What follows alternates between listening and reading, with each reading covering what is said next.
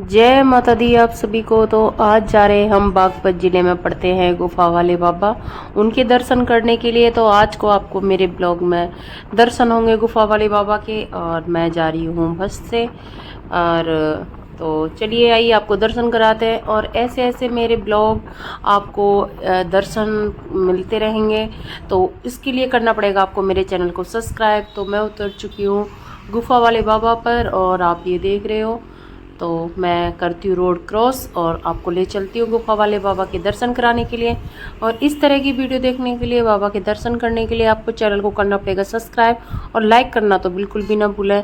और ये गुफा वाले बाबा हैं जो बागपत में पड़ते हैं, और ये सभी यहाँ अगर आप होली दिवाली आओगे तो पैर रखने के लिए जगह नहीं मिलेगी। कम से कम आपका 2 से 3 घंटे में नंबर आएगा। और आज था संडे, और आप देख सकते हो भीड़ बिल्कुल भी नहीं है। और मुझे किसी काम से मेरे अपने घर आई हुई थी। मेरा घर बड़ौत में पड़ता है, तो अब हम बड़ौत नहीं रहते हैं। तो मैं अपने घर आई हुई थी, तो मैंने सोचा चलो गुफा वाले बाबा के दर्शन कर लेते हैं।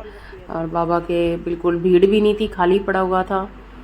तो देखिए आइए चलो दर्शन करते हैं, अंदर से दिखाते। देखो बिल्कुल भी भीड़ नहीं है, बहुत खुले दर्शन है। अगर आप होली दिवाली या संडे के दिन भी आओगे तो भी आपको 1 से 2 घंटे का इंतज़ार तो करना ही पड़ेगा।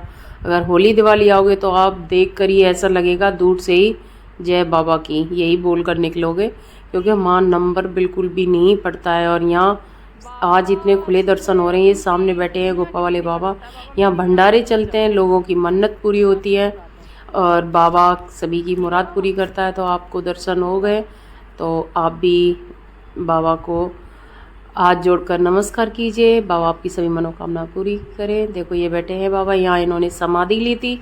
अगर थोड़ी दूर पर बताया जाता है, इसके पीछे कहानी है।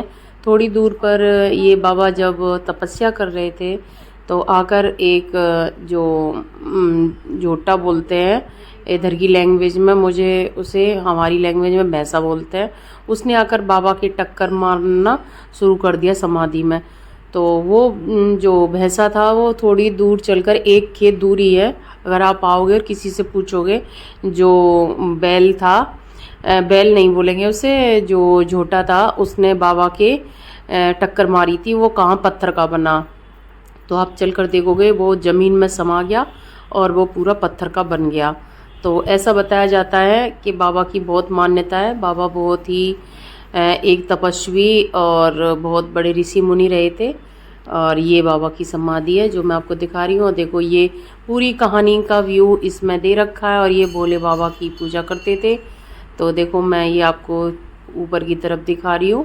देखो ये दिखाई दे रहा है, ये झोटा था, यहाँ बाबा वो कर रहे थे तपस्या, उसने यहाँ टक्कर मारी थी। तो इस तरह का पूरा ओवरव्यू मैंने आपको दिखाया है। और आगे चल के यहाँ से मैं आपको दिखा रही हूँ, आगे चल के उसका रास्ता है। तो आप एक बार यहाँ ज़रूर आए और बाबा आपकी सभी मनोकामना पूरी करे। और आगे चल के मैं आपको दिखाती हूँ, यहाँ बाबा की 24 घंटे एक धूमनी चलती रहती है। और वहाँ ऐसा है कि बाबा सभी मनोकामना पूरी करता है।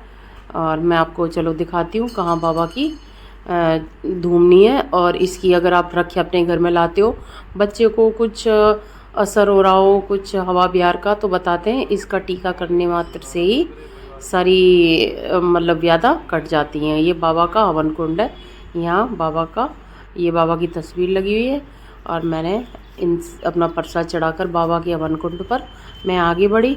और यहाँ आगे बैठी हुई थी मेरी माता रानी, और बहुत ही सुंदर छवि है। चलो मैं आपको दर्शन कराती हूँ माता रानी के। और इस तरह से मैं माँ के दर्शन करते हुए, देखो यहाँ बैठी हुई है, ये बैठी माता रानी। बोल सच्चे दरबार की जय। तो ये शेर पर सवार माता रानी निकलती।